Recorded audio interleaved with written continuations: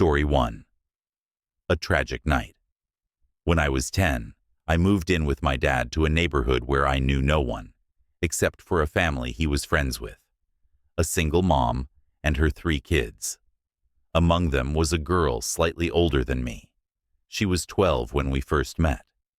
Over the years, we got to know each other casually, sharing mutual friends. One night, my friend Rob was at her house with her younger brother. The kids were alone. Their mom was working late. Rob fled out the window when they heard a knock, assuming it was their mom returning. But it wasn't. It was the mentally ill sister of a woman their mom had been helping through her job. Tragically, this woman knew their schedule and the house layout. She brutally attacked my friend, leaving behind a horror none of us could fathom, just a week before Christmas. Story 2. A grandmother's strength. 15 years ago, while still dating my wife, I heard a chilling story from her grandmother. A widow at the time, she kept busy by volunteering at the library. One winter evening, she declined a ride home, opting to walk through a dimly lit wooded path. Midway, she noticed a man following her. His steps grew closer until he was uncomfortably behind her, his breath nearly brushing her neck. Then came his demand, low and menacing. "Don't turn around. Hand over your purse, or I'll cut you." Without hesitation, she stepped forward, turned, and fired her .38 revolver, striking him. He survived for years in a prison hospital, but eventually succumbed to his injuries. She regretted having to pull the trigger, but never doubted her actions. Story 3. The white SUV. As a child, my sister often babysat me when our parents were out. She smoked outside, and I would follow, playing near her.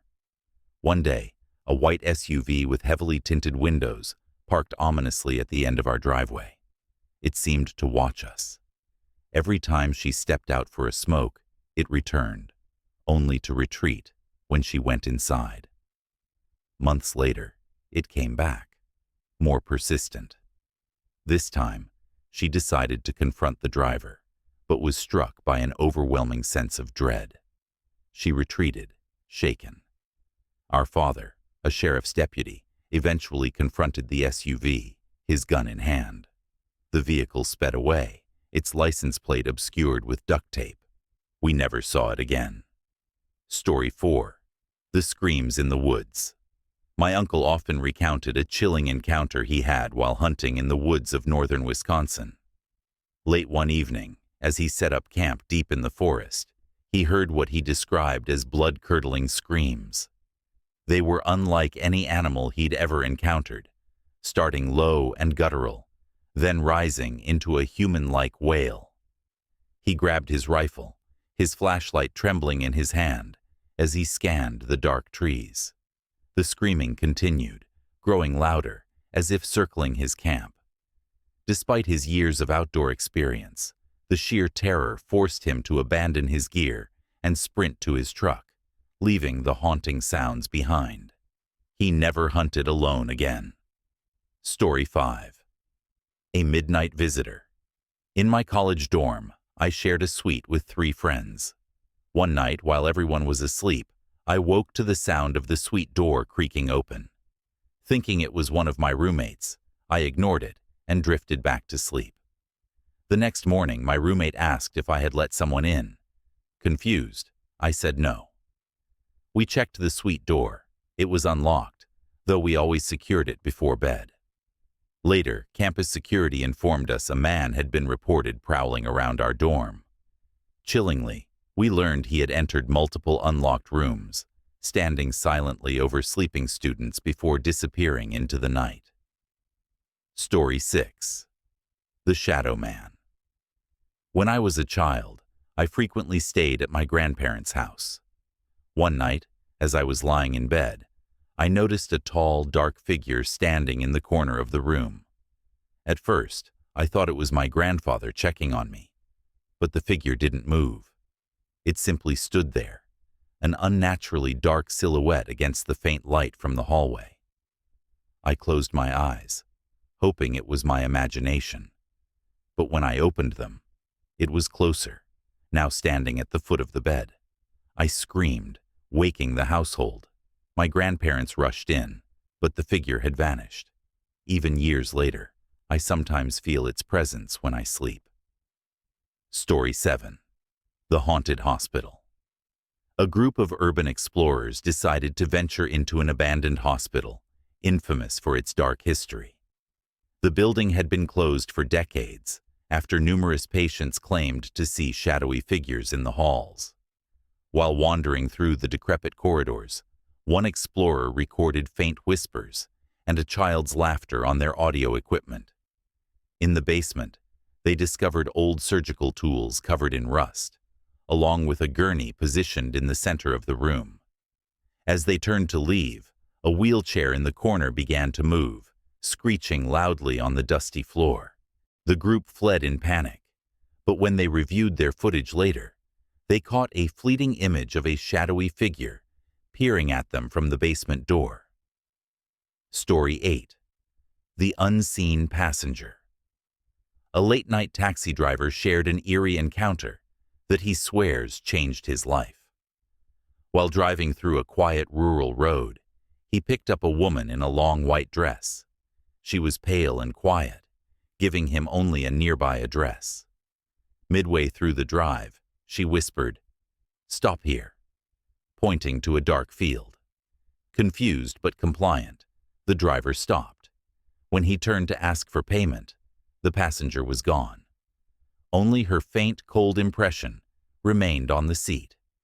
Curious, the driver returned to the spot the next day.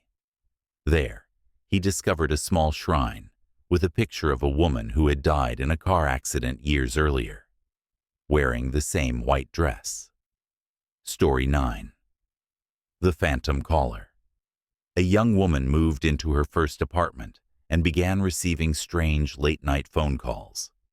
Each time she answered, a man's voice whispered her name, followed by a chilling silence. She tried to ignore it, but the calls became more frequent. One evening, after receiving another call, she contacted the phone company to trace the number.